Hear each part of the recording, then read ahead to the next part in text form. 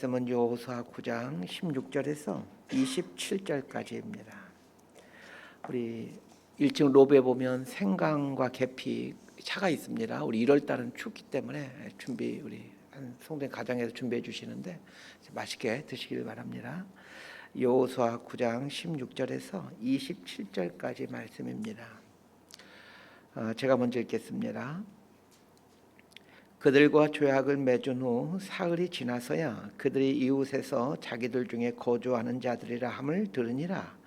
이스라엘 자손이 행군하여 셋째 날에 그들의 여러 성읍들에 이르렀으니 그들의 성읍들은 기브온과 그비라와 부에롯과 기럇 여리임이라. 그러나 회중 족장들이 이스라엘의 하나님 여호와로 그들에게 맹세했기 때문에 이스라엘 자손이 그들을 치지 못한지라. 그러므로 회중이 다 족장들을 원망하니 모든 족장이 온 회중에게 이르되 우리가 이스라엘의 하나님 여호와로 그들에게 맹세하였은즉 이제 그들을 건드리지 못하리라. 우리가 그들에게 맹세한 맹약으로 말미암아 진노가 우리에게 임할까 하노니 이렇게 행하여 그들을 살리리라 하고 무리에게 이르되 그들을 살리라 하니 족장들이 그들에게 이른 대로 그들이 온 회중을 위하여 나무를 패며 물을 깃는 자가 되었더라. 여호수아가 그들을 불러다가 말하여 이르되 너희가 우리 가운데 거주하면서 어찌하여 심히 먼 곳에서 왔다고 하여 우리를 속였느냐. 그러므로 너희가 저주를 받나니 너희가 대를 이어 종이 되어 다 내 하나님의 집을 위하여 나무를 패며 물을 깃는 자가 되리라 하네.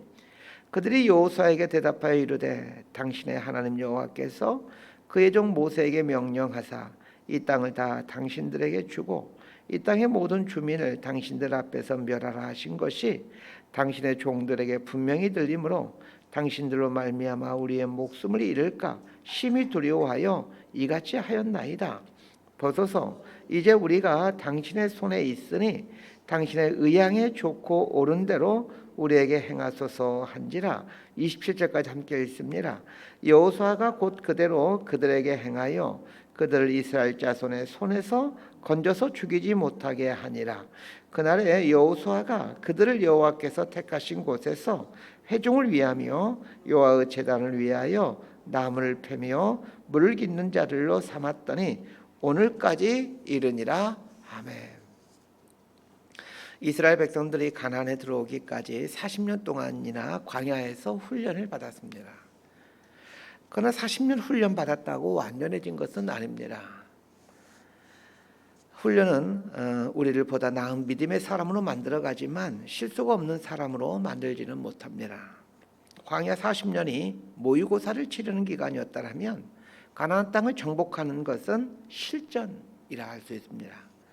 여호수아는 광야 40년 동안 모세 곁에 있으면서 많은 훈련을 통해 연단이 되었지만 그러나 이스라엘의 지도자가 되어 가나안 땅을 점령하는 동안에 실수를 합니다. 우리는 여호수아의 이러한 실수를 보면서 안도감을 갖습니다. 완벽할 것처럼 보이는 여호수아도 실수를 한다는 것입니다. 중요한 것은 여호수아의 실수에 대해 하나님은 한 번도 책망하지 않는다는 것입니다. 다만 실수에 대한 대가를 치르게 합니다. 하나님이 실수를 허용하시는 이유는 실수를 통해 사람은 성장하기 때문입니다. 실수에 대한 대가를 지불하면서 사람은 성장해 갑니다. 여호수아를 보면 아이성 전투와 기브온 족속과 언약을 맺는 두 번의 실수를 초반에 등장시키고 그 이후에는 어떠한 실수도 나오질 않습니다. 이것은 초반에 있었던 두 번의 실수가 좋은 약이 되었다라는 말입니다. 실수가 좋은 약이 되었다라는 말은 그 실수 때문에 살게 되었다라는 뜻이기도 합니다. 그래서 자신의 실수나 자녀들의 실수에 대해 조급해하지 않게 되기를 바랍니다. 이 신중했던 여호수아가 언제 실수하는지를 보셔야 됩니다. 아이성과의 전투에서 실수는 여리고성을 점령한 후에 일어나게 됩니다. 기브온 주민과의 사이에서 생긴 실수는 아이성을 점령한 후에 일어나게 됩니다. 이처럼 승리한 후에 실수를 하더라는 것입니다. 왜 승리한 후에 실수를 하는 것일까요? 승리는 우리의 마음을 들뜨게 하기 때문입니다. 고린도전서 10장 12절은 이렇게 말합니다. 그런즉 선줄로 생각하는 자는 넘어질까 조심하라. 선줄로 생각되어질 때 그때가 넘어지는 때라는 것입니다. 언제 우리가 자기 자신을 선줄로 생각합니까? 무엇인가를 이루어낼 때, 또 승리했을 때 우리는 자기 자신에 대해 선줄로 생각합니다. 그러나 성경은 그때가 넘어질 때라고 얘기를 합니다. 그래서 인생에서 가장 위험한 때가 사람들이 성공했다라고 불러줄 때입니다. 사람들이 나에 대해 부러워하게 될 때, 그때가 위험할 때입니다. 나의 상황이나 나의 지위나 위치 때문에 사람들이 부러워할 때, 그때가 넘어질 때입니다. 내가 무엇인가를 이루고 사람들이 나의 성공에 대해 축하해 줄 때 사람은 자신의 경험을 절대시하기 시작합니다. 아무리 오래 살아도 100년밖에 못 사는 인간이 경험을 하면 얼마나 하겠습니까? 그럼에도 불구하고 우리는 자신의 그 승리한 경험을 신뢰합니다. 성경에는 아담부터 시작해서 예수를 믿은 사람들까지 수천 년의 시대 동안 살아갔던 수많은 사람들의 이야기가 수록되어 있습니다. 우리는 이들을 통해 경험의 확장을 해가야 합니다.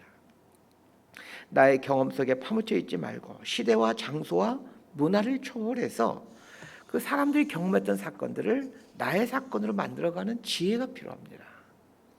저는 성경을 주신 큰 축복 중에 하나가 이런 것이라고 생각합니다.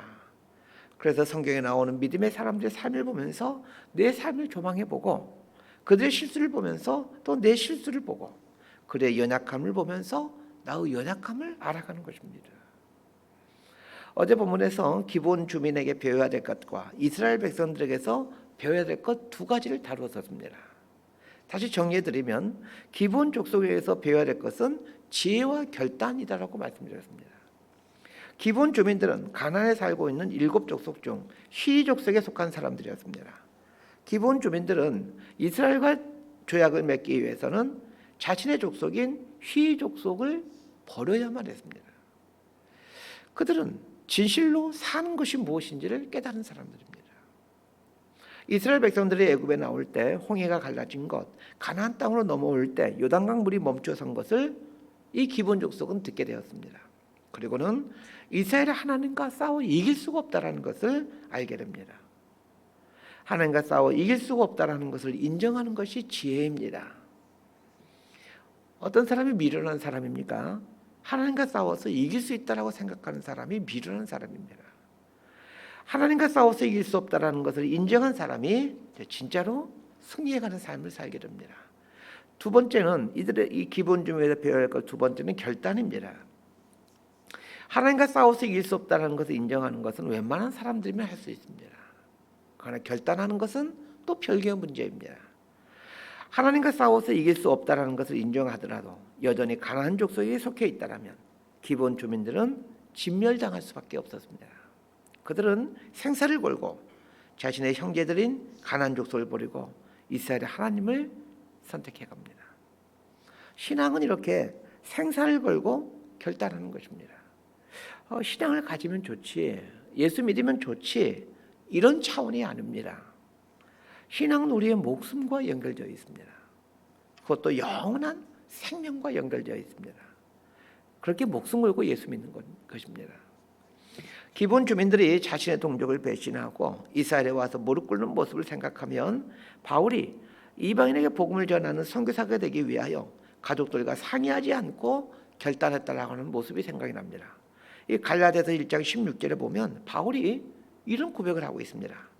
그의 아들을 이방에 전하기 위하여 그를 내 속에 나타내실 기뻐하였을 때에 내가 곧 혈육과 의논하지 아니하고. 바울은 하나님께서 자신을 예수 그리스도를 이방에 전하는 사람이 되기를 원하신다라는 것을 깨닫게 되었을 때에 이것을 혈육과 의논하지 않았습니다. 가족들의 의견이나 동의를 구하지 않고 이방인을 위한 사도가 되기로 결단합니다. 가족들의 의견이나 동의보다 더 중요한 것은 하나님의 명령이었기 때문입니다. 하나님의 분명한 명령 앞에서는 가족들의 의견이나 동의는 후순위에 두어야 합니다. 기본 주민들은 자신의 혈육인 시족속과 의논하지 않았습니다. 이스라엘의 하나님이 어떤 분인지를 알고 나서는 자신의 혈육을 배신하고 하나님을 선택한 것입니다. 기본 주민의 모습을 통해 우리가 알려주고자 하는 메시지가 있습니다.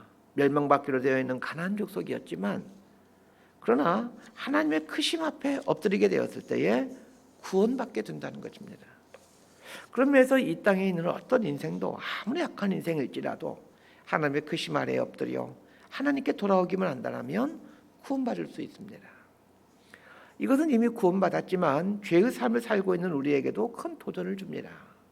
죄를 끊고 하나님께 다시 오기만 한다면 우리는 살아날 수 있습니다. 이사를 통해 배워야 될 교훈이 있습니다. 경험을 과신하지 말고 모든 것 앞에서 하나님께 물으며 살아야 된다는 것이었습니다. 그리스도인의 실수는 하나님을 결부시키지 못할 때 생겨나게 됩니다. 일도 그렇고 사람과의 관계도 그렇습니다.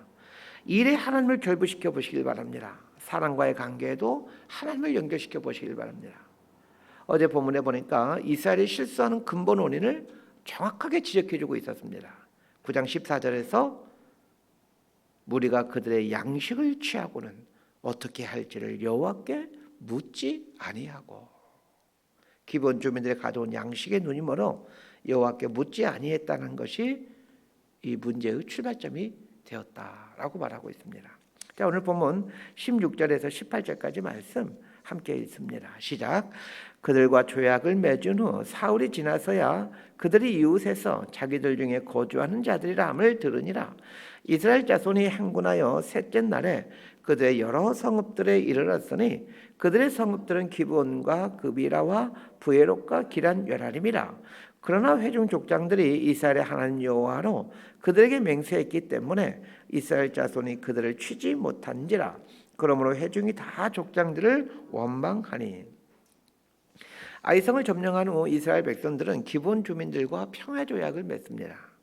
그러고 3일 후에 기본 주민들이 아이성에서 남쪽으로 12km밖에 떨어진 곳에 위치한 히족 속에 속한 사람들이었다는 것을 알게 됩니다. 여기서 중요한 사실을 알게 됩니다. 거짓은 3일을 넘기지 못한다는 것입니다. 꼭 3일이란 기간이 중요한 것이 아닙니다.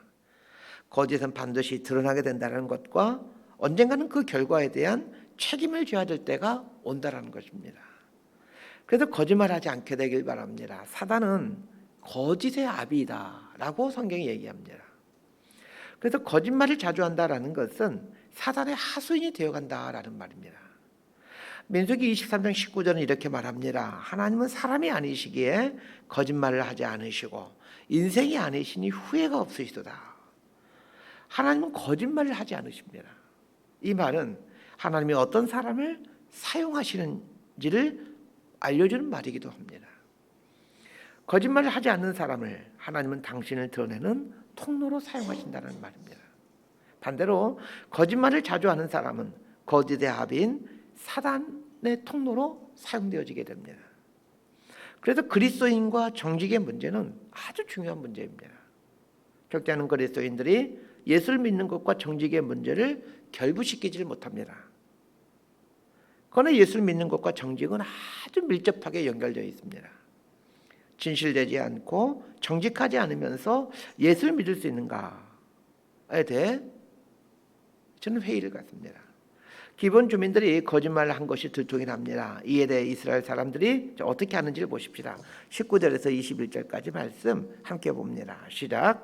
모든 족장이 온 회중에게 이르되 우리가 이스라엘의 하나님 여호와로 그들에게 맹세하였은즉 이제 그들을 건드리지 못하리라. 우리가 그들에게 맹세한 맹약으로 말미암아 진노가 우리에게 임할까 하노니 이렇게 행하여 그들을 살리리라 하고 무리에게 이르되 그들을 살리라 하니 족장들이 그들에게 이른 대로 그들이 온 회중을 위하여 나무를 패며 물을 깃는 자가 되었더라. 기본 주민들은 자신들의 거짓말을 한 것에 대해 합당한 대가를 치르게 됩니다. 진실도 대가가 있고 거짓도 대가가 있습니다. 사람들은 진실에 대한 대가가 없다고 생각하기에 거짓을 선택하고 맙니다. 그러나 그렇지 않습니다. 거짓에 대한 대가가 있다라면 진실에 대한 어떤 결과, 보상도 있습니다.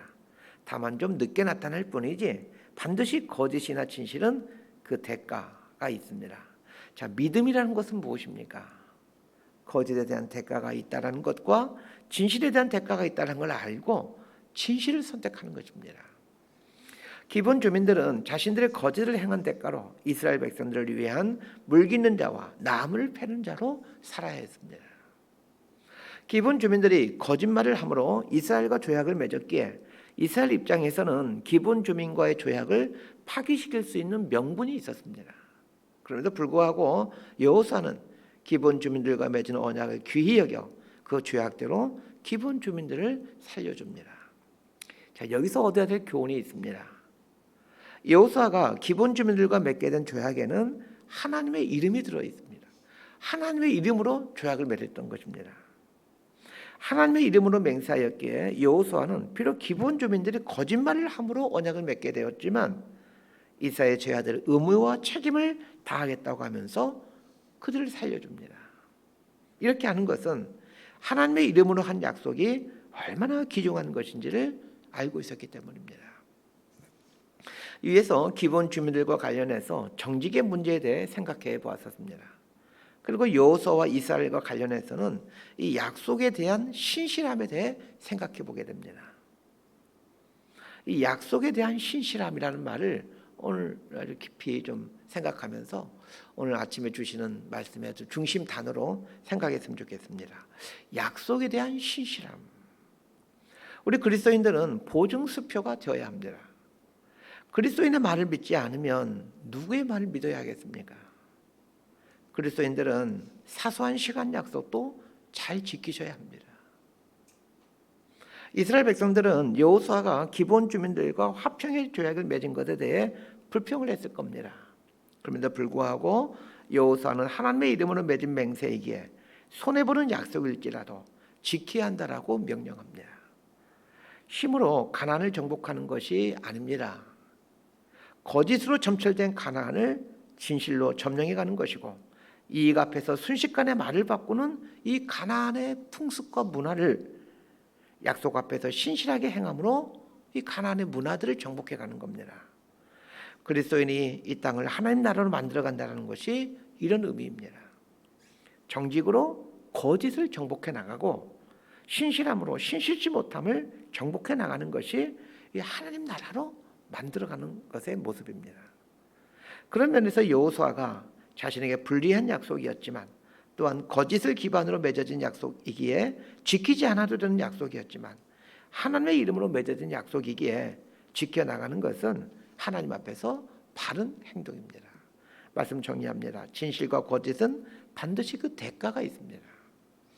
곧바로 드러나지는 않지만 진실과 거짓은 그 대가가 기다리고 있습니다. 그리스도인은 정직해야 됩니다. 그것은 도덕의 문제가 아니라 신앙의 문제입니다. 어떤 그리스도인들은 자신의 정직하지 못함을 도덕적인 영역에서의 연약함이다라고 이야기할지 모르겠지만 그리스도인에게 있어서 정직은 신앙의 문제입니다. 약속을 지키는 것도 마찬가지입니다. 우리의 말과 행동은 다 하나님의 이름으로 하는 것들입니다. 만약 제가 거짓말하면 사람들은 목사가 거짓말했다라고 하면서 저만 욕하는 것이 아니라 하나님을 욕합니다.